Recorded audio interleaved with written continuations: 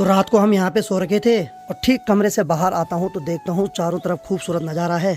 बाकी सामने मांडी में भगवान नागराज देवता जी के दर्शन भी हो रहे हैं। तो जय नागराज देवता जी की। तो चलिए इसी के साथ आज के ब्लॉग की शुरुआत भी कर लेता हूँ। तो हेलो दोस्तों, क्या हाल चाल है? मैं बिल्कुल मस्त हूँ। उम्मीद है आप लोग जहाँ होंगे स्वस्थ होंगे, मस्त होंगे, परिवार के साथ व्यस्त होंगे। मेरा नाम है रविंद्र भावगणा और स्वागत करता हूँ आपका देवभूमि उत्तराखंड के इस खूबसूरत से गाँव नैपड़ गाँव से। बाकी मांडी में जो भगवान नागराज जी का मंदिर है, मंदिर के ठीक पीछे जो पहाड़ी पे बने गाँव हैं, तो इन गाँव के नाम है कंडियाल गाँव, मस्तवाड़ी, रहका और सदड़ गाँव। तो बहुत सारे गांव उस पहाड़ी पर बसे हुए हैं और अभी धुआं छा रखा है तो इस वजह से गांव साफ नहीं दिखाई दे रहे हैं। लेकिन जब रात को लाइट जल रही है तो सारे गांव साफ दिखाई दे रहे थे। और बाकी यहाँ के मौसम की बात की जाए तो मौसम पूरा साफ है। तो सुबह उठते ही यहाँ भी मात्र शक्ति लग गई है काम पर। बाकी सूर्य उदय ठीक यहाँ से होते हैं, ठीक सामने पहाड़ी पर ढलते हैं। तो यहाँ जो धूप है 9:30 बजे आती है और शाम को ठीक 5 बजे ढल जाती है। नैपड़ गांव जो है वो काफी खूबसूरत लोकेशन पर बसा हुआ है। इधर उधर मकान है, बाकी मकानों के बीच बीच में सबके खेत हैं। और सबसे बड़ी बात है कि ये जो गांव है सबसे ऊंची पहाड़ी पर है, तो यहाँ से जितनी भी पहाड़ी है सब साफ नजर आती है। तो अब हम वहाँ धुलते हैं, नाश्ता करते हैं और फिर यहाँ से गाँव के लिए निकल जाते हैं, क्योंकि अखिल भाई को फिर ड्यूटी पे भी जाना है। यहाँ आते ही मेरी बहन ज्योतिका लग गई है काम पे। हेलो, देख दे लग गई।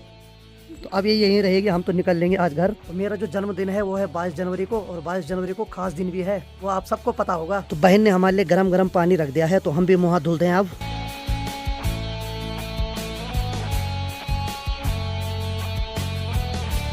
तो फाइनली हमने मुँह हाथ धुल दिया और एकदम तैयार हो गए हैं। और अभी हमारी तैयारी सामने जो मांडी है वहाँ भगवान नागराज जी का मंदिर है, तो भगवान नागराज जी के दर्शन भी कर लेते हैं, क्योंकि मैं जब भी नैपड़ गांव में आता हूँ तो जरूर वहाँ भगवान नागराज जी के दर्शन करने जरूर जाता हूँ। तो चले फिर निकलते हैं।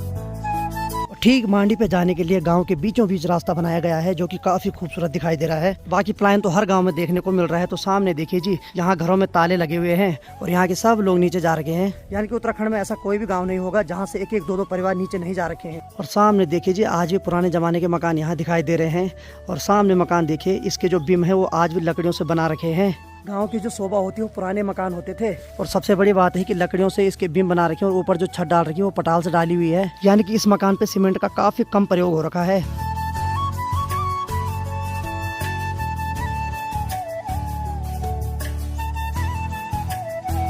भगवान नागराज जी के दर्शन करने हम 3 लोग जा रहे हैं। आगे आगे तो अखिल जा रहा है, बाकी मेरे साथ जा रहे हैं ज्योतिका की देवर मनीष जी। ये मुस्कुराते रहते हैं और अच्छी बात है, मुस्कुराना भी चाहिए। क्यों? सही है।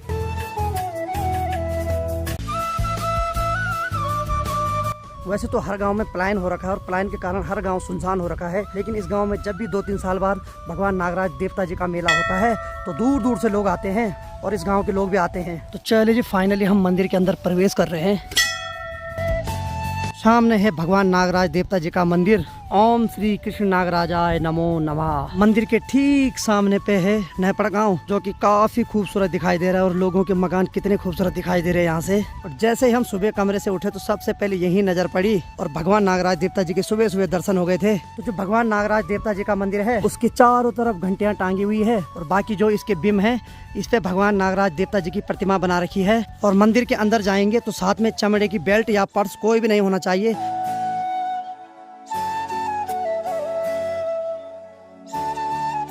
चलिए जी, फाइनली भगवान नागराज देवता जी के दर्शन हो गए हैं। और देवी देवताओं के दर्शन करना काफी जरूरी है, क्योंकि हमारी जो देवभूमि है इसीलिए देवताओं के नाम से जानी जाती है। और हकीकत में देवताओं की काफी कृपा बनी रहती है। मेरे साथ ऐसी बहुत सारी घटनाएं हो रखी है जहाँ की मैं बिलीव नहीं कर सकता हूँ कि मैं बच के आया हूँ, लेकिन देवी देवताओं का आशीर्वाद रहा तो मैं वहाँ से भी बच के आ गया। तो जो नैपड़ गाँव है, नैपड़ गाँव के ठीक पीछे जो लोगों ने बांज के पौधे बो रखे थे, तो आज उन्होंने अपने जंगल को सुरक्षित रखा हुआ है।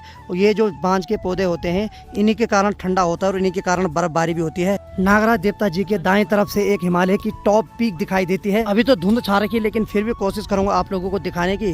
देखिए जी, टॉप पीक दिखाई दे रही है जहाँ की बर्फबारी हो रखी है और यहाँ से काफी खूबसूरत दिखाई दे रही है। और यहाँ पहाड़ी पर देखिए इतने सारे गांव दिखाई दे रहे हैं। और नागराज देवता जी के मंदिर के ठीक पीछे जो धार है, यह है सेम नागराज देवता जी का मंदिर, जो कि बहुत ही हल्का दिखाई दे रहा है, क्योंकि चारों तरफ धुंध छा रखी है। तो माना जाता है कि यहाँ भी नागराज देवता जी का मेला उतना ही मनाया जाता है जितना वहाँ मनाया जाता है। ठीक नीचे देखिए जी, कितने खूबसूरत गांव दिखाई दे रहे हैं। तो ये जो सबसे पहला गांव है यह है बैडुगी, और ठीक उसके सामने जो दूसरा गांव है यह है बुरकोट गांव। और देखिए उनके बीच में कितनी खूबसूरत खेती दिखाई दे रही है। बाकी दोनों तरफ खेती है और बीच में नदी बह रही है। काफी खूबसूरत दृश्य दिखाई दे रहा है यहाँ से। और बाकी ठीक इस वाली पहाड़ी पर है ये जो सामने मंदिर दिखाई दे रहा है, ये है माँ दीनयाली देवी जी का मंदिर। तो भविष्य में जब भी माँ का बुलावा होगा तो मैं जरूर जाऊंगा वहाँ और आप लोगों को भी दर्शन कराऊंगा। चलिए जी, फाइनली नागराज देवता जी के दर्शन भी हो गए और बाकी चारों तरफ वादियों के दर्शन भी हो गए हैं। अब निकलते हैं मनीष भाई के घर और थोड़ा नाश्ता करते हैं, फिर अपने घर के लिए निकलते हैं, ठीक है। और मेरे लिए सौभाग्य की बात है कि पिछले साल यहाँ भगवान नागराज देवता जी का मेला हुआ था और उस मेले में मेरे को भी मंच पे बुलाकर सम्मानित किया गया था। ये सब भगवान नागराज देवता एवं सभी देवी देवताओं की कृपा से हुआ। जब कोई आपको मंच पे बुलाता है और आपको बोलता है ना कि आप बहुत अच्छा काम कर रहे हैं, तो इससे हमारा खून डबल हो जाता है और हमारा जो मनोबल है और ज्यादा बढ़ जाता है। जय नागराज भगवान सभी पे कृपा बरसाए रखना और मेरे जितने भी यूट्यूब फैमिली है सब पर अपना आशीर्वाद बनाए रखना।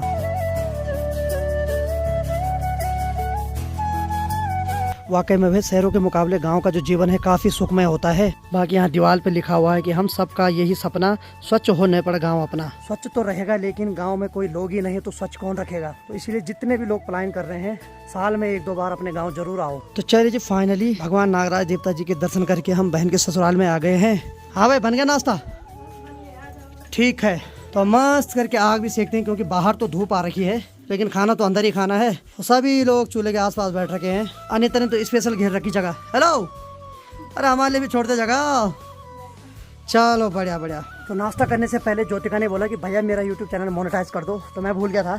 बाकी आप सबके आशीर्वाद से इसका जो यूट्यूब का क्राइटेरिया वो कंप्लीट हो गया है, तो अभी मैं इसके यूट्यूब को मोनेटाइज कर लेता हूँ। बाकी मेरे लिए सबसे पहले कुर्सी लगाई जा रही है धूप में और वहाँ पर ज्योतिका की ननद बैठ रखी। अरे वाह, इनकी आवाज़ थोड़ा कम आती है। सही है सही है। और बाकी अपना मनीष भाई, अरे वाह, ये भाई तो मुस्कुराता रहता है भाई, ये सही है। चलिए जी, बाकी मैं सारी प्रोसेसिंग कर रहा हूँ इसका यूट्यूब चैनल मोनेटाइज करने के लिए और मैं वीडियो भी देख रहा हूँ। कई बार ऐसा होता है ना, याद ही रहता है, मैंने 2 साल पहले अप्लाई किया था, तो अब नया साल है तो कहीं नया रूल ना आ गया हो, तो इस वजह से मैं यूट्यूब पर भी देख रहा हूँ, उस हिसाब से यहाँ भी कर रहा हूँ।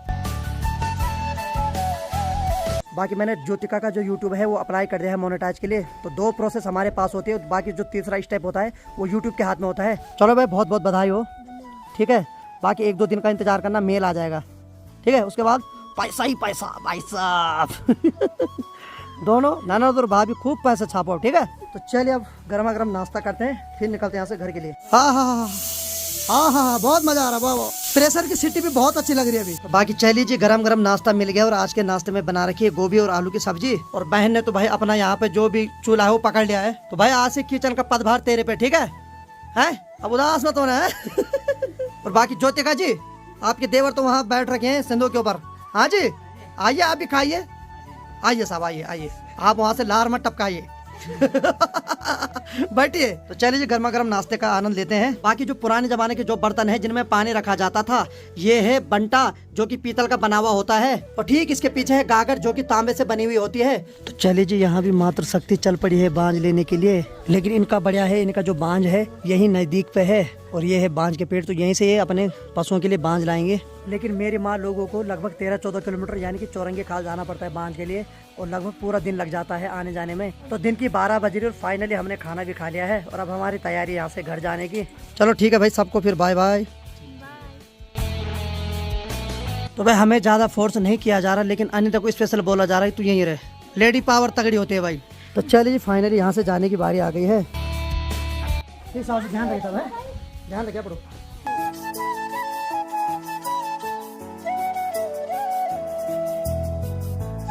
बाकी भाई बहन आ रही है हमको छोड़ने सड़क तक। इसका मन भी कर रहा होगा कि मैं भी जाऊं, लेकिन ये अपने ससुराल है भाई, इसको फोर्स नहीं कर सकते हैं।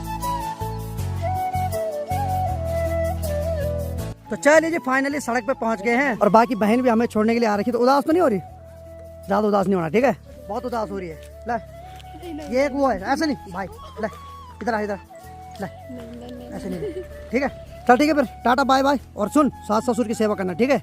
और यहाँ ऐसे काम करना जैसे अपने घर में, अपना घर है आप, ठीक है। ऐसे नहीं सोचना कि दूसरा घर है, यही अपना घर है, ठीक है। और ढंग से रहना, ठीक है। चलो निकलते हैं अब। ये अनिता देरी मूंगफली जो थोड़ा बहुत बची हुई है, हाँ बहुत, अपनी बहन की याद तो नहीं आ रही। तो चलिए जी, निकलते हैं यहाँ से अब। तो चलिए जी, फाइनली हमने अपनी गाड़ी स्टार्ट कर दी है और बाकी यहाँ से अब ज्योतिका को बोलते हैं बाय बाय। चल ठीक है फिर, ध्यान रखना, ठीक, टाटा। रो मत। थोड़ा गले लग जाओ उसके, गले लग जाओ अपनी बहन के। ए बाबा, इनका देखो साहब भरत मिलाप।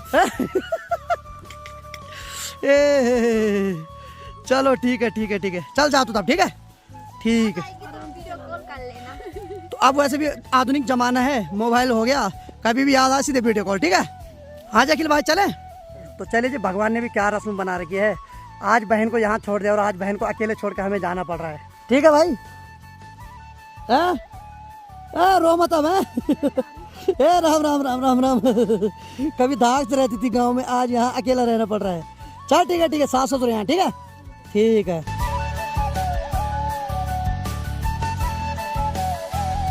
तो चलिए जी, फाइनली नैपड़ गांव को बाय बाय करने का समय आ गया है। तो आगे बढ़ते हुए हम अभी न्यू गांव के पास पहुंच गए हैं और कितना खूबसूरत गांव है। और सामने देखिए न्यू गांव वालों का मंदिर कितना खूबसूरत दिखाई दे रहा है। और पहाड़ों में तो वैसे भी गांव काफ़ी खूबसूरत दिखाई देते हैं, लेकिन एक रिस्की भरा काम होता है कि जो पहाड़ों में मकान होते हैं काफ़ी रिस्क से बनाए जाते हैं।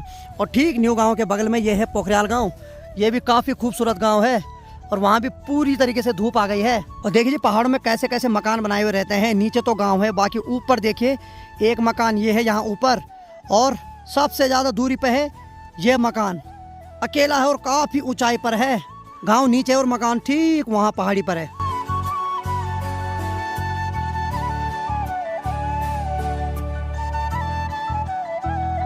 बाकी सामने देखिए जी कितना खूबसूरत गांव है। बाकी नीचे गांव और गांव के सबसे ऊपर वाली पहाड़ी पे पानी की टंकी बना रखी है, तो इसी टंकी से सारे गांव वालों के लिए पानी आता है। और ऊपर है गांव और गांव के ठीक नीचे गांव वालों की खेत है, जो कि आजकल हरे भरे हो रखे हैं।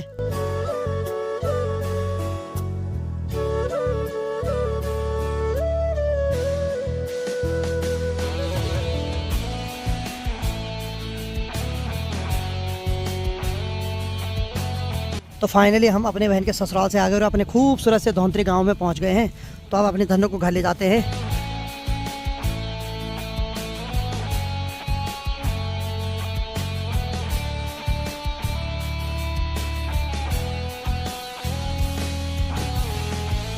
तो चलिए जी, फाइनली अपने घर पहुंच गए हैं। बस बहन की कमी थोड़ा महसूस हो रही है।